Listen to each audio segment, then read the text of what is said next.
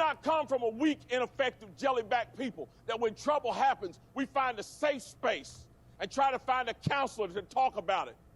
Americans stand up and fight for what they believe in and will put their lives on the line for what they believe in.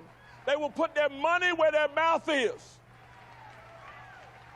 And when the times get tough, you had best believe that Americans get going, just like they did on Little Round Top. They don't lay down, they don't back up, they don't quit.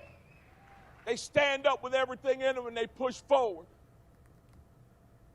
Joining me now, the great Lieutenant Governor of the state of North Carolina, Mark Robinson. Governor, Americans right now are obviously very angry, very scared with all the news going on right now, and they feel very sandwiched. It feels like the cultural leaders at the top and the vile street scum at the bottom are against just normal people, and they're feeling hopeless. Give us some hope. Well, thank you for having me here today. They absolutely do. It just seems like there's nowhere to go for the average, everyday, patriotic, law-abiding citizen to go to find any relief. You turn one way and you have these street thugs who are just on this revolving door of crime, just going into jail, coming right back out, committing the same offenses. You turn another way and your children are at schools being taught to hate each other because of the color of their skin.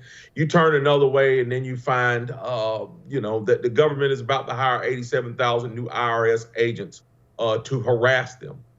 It is just, as I said in that speech, it is time for the average, ordinary American to do what the average, ordinary American always does. It's time for them to stand up, take control, and take this country back and stop this madness. That's what we always do as ordinary Americans, and that's what it's time for right now. It is time. We have there's a school board banning the Pledge of Allegiance because of the word God. Here's a little video. I move that the Fargo Board of Education rescind the action it took on March 22nd, 2022, in which it voted to begin each regular meeting with the Pledge of Allegiance immediately following the call to order. The board reciting the pledge runs counter to our district's philosophy. Given that the word God in the text of the Pledge of Allegiance is capitalized, and Jim had brought this up in our previous discussion of this, the text is clearly referring to the Judeo-Christian God. And therefore, it does not include any other faiths, such as Islam, Buddhism, Hinduism, all of which are practiced throughout the country and among our staff and students at FPS. It also includes agnostics and atheists, and I think the exclusion of these faiths or lack thereof within the pledge automatically makes the Pledge of Allegiance a non-inclusionary act. I want to point out to everybody that was not in New York or San Francisco. That was in Fargo, North Dakota. So pay attention to your school board. 1, 2, Governor, why do we pretend like there's such thing as a lack of faith? There very clearly is a religion in our schools right now, and it ain't the right one. And it's very clear who they're going after and who's not allowed to speak.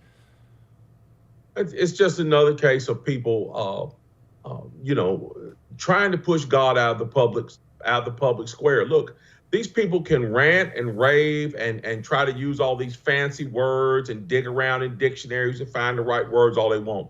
The bottom line is this. This nation was founded on Judeo-Christian principles. If you don't like it, please pack your bags and leave. We will not miss you. I am sorry. This nation was founded on those principles. It was God that stood behind us at every turn.